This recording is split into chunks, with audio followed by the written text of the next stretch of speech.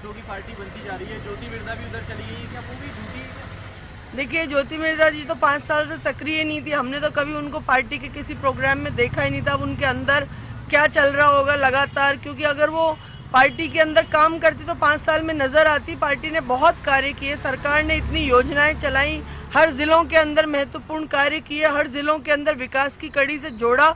तो मुझे तो वो नागौर में भी कभी नजर नहीं आई, तो इसलिए ज्योति जी के बारे में मैं कोई कमेंट नहीं करना चाहती। वो निष्क्रिय थी पिछले 5 साल से। लेकिन आपके सुभाष महरिया गए तो रंधावा जी ने कहा कि उनसे गलती हुई, और जब ज्योति मिर्धा गई तो हरीश चौधरी बोले कि पार्टी से गलती हुई, कहीं की बात देखिए, आप ये मानिए कि जो भी साथी जा रहे हैं ये उनका इंडिविजुअल निर्णय है, लेकिन वो एक जब चुनाव आएंगे उस समय वो पछताएंगे कि हमने बहुत बड़ी गलती की कि हम कांग्रेस पार्टी को छोड़ के गए। एक ऐसी पार्टी को जो राजस्थान की जनता के दिलों में अपनी जगह बना चुकी है, एक ऐसी सरकार जो राजस्थान के प्रत्येक व्यक्ति की सहानुभूति ले चुकी है, एक ऐसी सरकार, एक ऐसी पार्टी जो जन जन तक अपनी भावनाओं को पहुंचाने का प्रयास करी। वो लोग बहुत पछताएंगे बाद में। चुनाव आते आते बगावती दौर शुरू कैसे हो जाता है?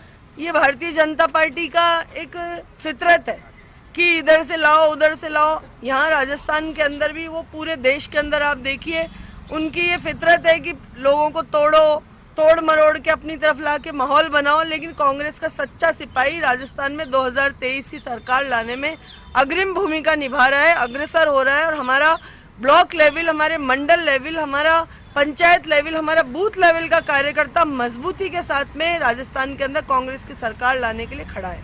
कैलाश मेघवाल जी जिस तरीके से उनका इग्नोर हो रहा है बीजेपी के अंदर, अर्जुन मेघवाल उनको अगेंस्ट कर रहे हैं, आपको लगता है कि मेघवाल वर्सेस मेघवाल हो गया, दलित वर्सेस दलित ही कर दिया है बीजेपी ने? देखिए, बीजेपी तो किसी भी मुद्दे को हाईलाइट कर सकती है, और बीजेपी का तो काम ही ये रह गया कि लड़ाई कैसे करवाएं, झगड़े कैसे पैदा कराएं, क्योंकि और तो उनके पास में कुछ बन नहीं रहा। परिवर्तन यात्राओं में 200-200, 300-300 लोग नहीं आ रहे, उनके यहाँ पे झगड़े हो रहे हैं आपस में। मेरी कॉन्स्टिट्यूंसी के अंदर उनकी लड़ाइयाँ हो गई, मैंने स्वयं सोशल मीडिया के माध्यम, आप सब साथियों के माध्यम से देखा।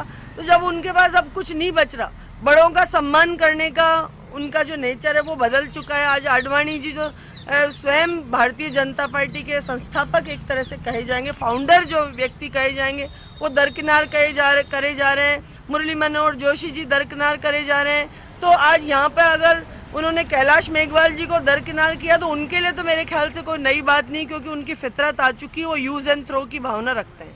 एससी वोटर्स का आप लोगों के इधर रुझान होगा, आपको लगता है सारा दलित? मैं समझती हूँ न सिर्फ दलित, सभी वर्गों के लोग कांग्रेस को पसंद कर रहे हैं, कांग्रेस की रीति नीति को पसंद कर रहे हैं, कांग्रेस की जन भावना पर आधारित कार्यों को पसंद कर रहे हैं।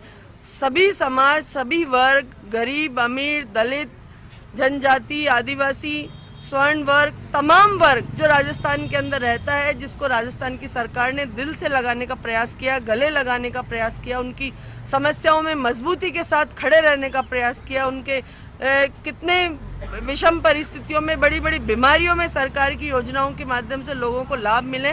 मैं समझती हूँ हर वर्ग राजस्थान को आने वाले समय में सरकार पुनः लाने का प्रयास करेगी। ज्योति मिर्धा का जो नुकसान हुआ है उसकी भरपाई क्या कांग्रेस पार्टी हनुमान बेनीवाल के साथ गठबंधन करके करेगी? देखिए, क्या नुकसान हुआ है, मैं तो आपसे कह रही हूँ कि 5 साल में तो वो सक्रिय नहीं थी, तो उनका नुकसान और फायदे की बात मैं कर ही नहीं सकती।